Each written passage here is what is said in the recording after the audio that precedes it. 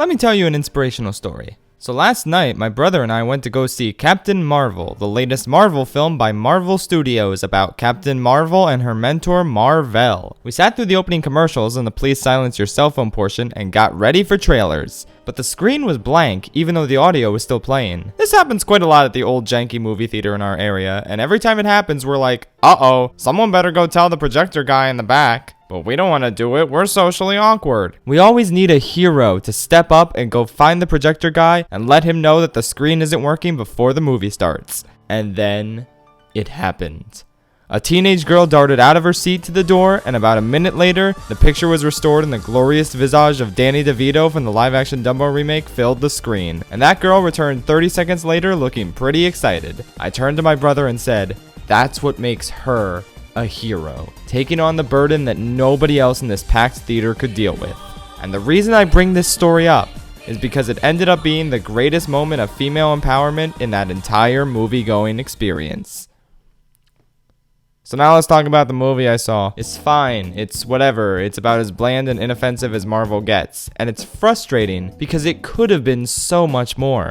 Before I go on, I should probably say that if you're a disgruntled dude bro who clicked on this video hoping I'd tear Brie Larson to shreds because she hurt your feelings, then this is not the video for you. Leave your dislike by the door and have a good day. The fact of the matter is that Brie Larson does a pretty good job acting wise, all in service of a completely bland character devoid of any definable personality. She was entertaining and funny at times, but the movie didn't really seem interested in exploring her character, outside of flashback scenes that were shoved in there at random awkward intervals. And it's not just her. There is not a single character in this movie that I feel like I learned anything about, aside from Nick Fury. It was neat to see a completely different side to him, and the de-aging effects were pretty flawless. But everyone else in the movie merely exists to move the plot along. I learned nothing about her friend from the Air Force, or Jude Law, or director Krennic, really. None of them were allowed to let their personalities shine through or tie into the story. It just kinda chugged along and incorporated these characters without really making me care. After they served their purpose to the story, they were just kinda along for the ride with nothing to do. This applies to Nick Fury as well, though at least he had a personality. The best Marvel movies are the character-driven ones. Movies like the Guardians of the Galaxy films, Winter Soldier, Black Panther, Infinity War. These movies are compelling because we emphasize with the characters and their relationships. Seeing Cap struggle with freedom versus fear and his own identity as a soldier, Killmonger's ruthless dedication to toppling the institutions that oppressed him, Thanos' dedication to realizing his perceived destiny in the midst of a heavy toll, and the incredibly empathetic and relatable issues faced by every one of the Guardians.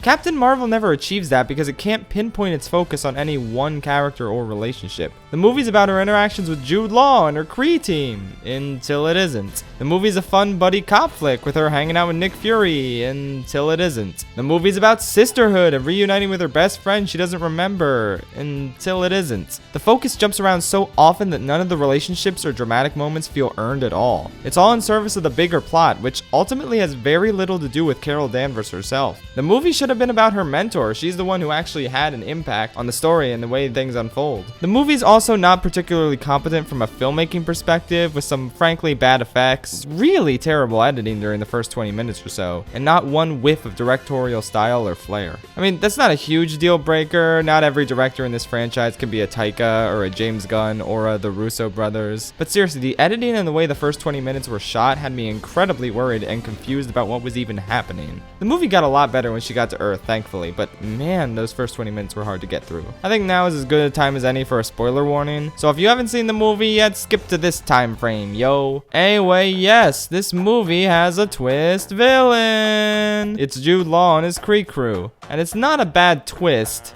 but it is a bad villain. The twist makes sense and works organically, but the problem here is that Jude Law has no motivation as a bad guy. He just wants to wipe out the Skrulls because they're in a war.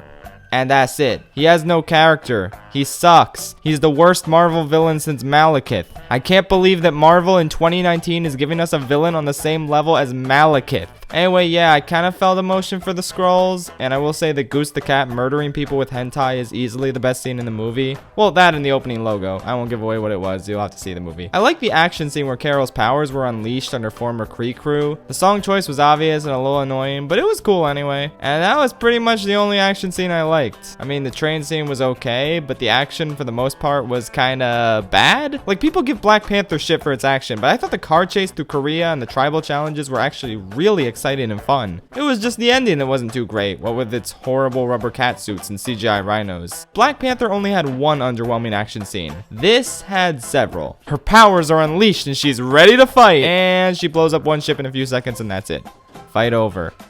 Great. I'm so glad the movie built up to this confrontation for so long only for nothing to happen. Thanks, Ronan. I didn't think you could be worse than your first appearance in the MCU, but you made it happen. Also, Carol's powers are really boring. She can fly and shoot fire because the Tesseract Blast gave her powers. Didn't Scarlet Witch already get very similar powers from an Infinity Stone? Only real difference is that she can't fly through space. Doesn't Vision basically have the same abilities as Captain Marvel? Doesn't Thor basically have the same abilities? This movie did not sell me at all on the idea that this character is powerful enough to beat Thanos compared to the people who already tried. And by the way, I thought we were done with these dumbass Infinity Stones, but nope. Turns out this movie is about the Tesseract. We haven't seen enough of that in the MCU. I hope these things get annihilated in Endgame and we never see them again because wow, they are getting old. Finally, I'd like to talk about the girl power aspect of this film. It was non-existent. I can't believe this movie caused such a shitstorm online when in the end, everyone was just getting up in arms over a forgettable superhero movie. Congratulations, you all wasted your time. You know those forced, choppily edited scenes I mentioned earlier that showed her continuing to get up after always getting knocked down? I thought to myself, well, this is doing nothing for me, but it's not really for me.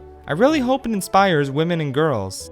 Then I remembered the best scene from Wonder Woman, a sequence that took my breath away because of how perfectly it established her as a hero. The moment where she walks into no man's land, where no one has ever crossed, taking all the fire and fighting back for no other reason than it being the right thing to do. I was floored and I found myself looking up to her in that moment. Gender is irrelevant. What matters is that in this sequence, Diana cemented herself as a cinematic icon and a true hero. Captain Marvel is a boring plot device who simply moves a story about two warring races along. She doesn't grow or do anything remotely interesting. Her choices don't impact the story, and the idea that she needs to keep her emotions checked is never actually incorporated into the story. Furthermore, the few attempts there were to turn her into a feminist icon were pretty half-assed and forced. I consider this movie painfully average because the first female superhero movie in the MCU could have and should have been so much more. Marvel had an opportunity to develop an incredible hero and a movie that focused on her character's struggles, flaws, strengths, and triumphs, and it feels like they didn't even try. If women and girls are inspired by this character and her story, then the last thing I want is to take that away from them. I was overjoyed to see all the little girls in my theater clapping at the end of the movie. I'm glad people can identify with the main character. I'd be down if her and her friend turned out to be gay. That'd be really cool. Representation is really important for people who aren't used to getting it in movies, people who don't have the same privilege that I do. But I also believe that regardless of cultural impact, representation should be irrelevant when judging a movie or a character. So putting all that aside, this is a forgettable Marvel movie that feels like a Phase 1 leftover. I have no interest in rewatching it. I thought the Stan Lee cameo was kinda meta and clever, and the explanation to how Nick Fury lost his eye was pretty fantastic. But that's probably all I'll remember from this film. It's vastly inferior to nearly every other Phase 3 Marvel movie, as well as Wonder Woman. Give it a 5 out of 10. Feel free to check it out and judge it for yourself. That's all from me. I gotta lock myself back in the basement to finish the Shark Tale review. Food and water ran out 3 days ago. Oxygen runs out tomorrow. Please send help.